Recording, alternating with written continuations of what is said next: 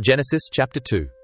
The heavens and the earth and all who live in them were completed. On the sixth day, God completed all the work that he had done. And on the seventh day, God rested from all the work that he had done. God blessed the seventh day and made it holy, because on it God rested from all the work of creation. This is the account of the heavens and the earth when they were created.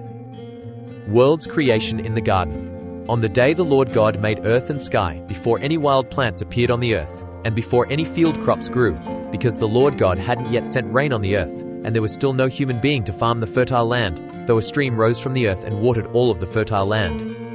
The Lord God formed the human from the topsoil of the fertile land and blew life's breath into his nostrils. The human came to life. The Lord God planted a garden in Eden in the east, and put there the human he had formed.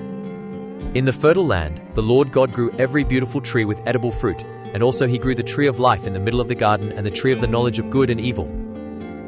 A river flows from Eden to water the garden, and from there it divides into 4 headwaters. The name of the first river is the Pishon. It flows around the entire land of Havilah, where there is gold. That land's gold is pure, and the land also has sweet-smelling resins and gemstones. The name of the second river is the Gihon. It flows around the entire land of Cush. The name of the third river is the Tigris, flowing east of Assyria, and the name of the fourth river is the Euphrates. The Lord God took the human and settled him in the Garden of Eden to farm it and to take care of it.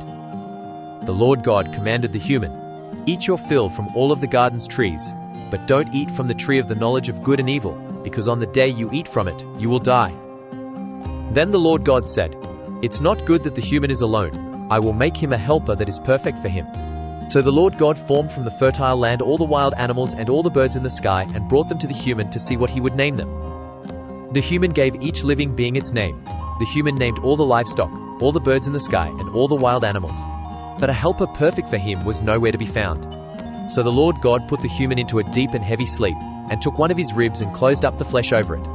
With the rib taken from the human, the Lord God fashioned a woman and brought her to the human being. The human said, "This one finally is bone from my bones and flesh from my flesh. She will be called a woman because from a man she was taken." This is the reason that a man leaves his father and mother and embraces his wife, and they become one flesh. The two of them were naked, the man and his wife, but they weren't embarrassed. Genesis chapter 2.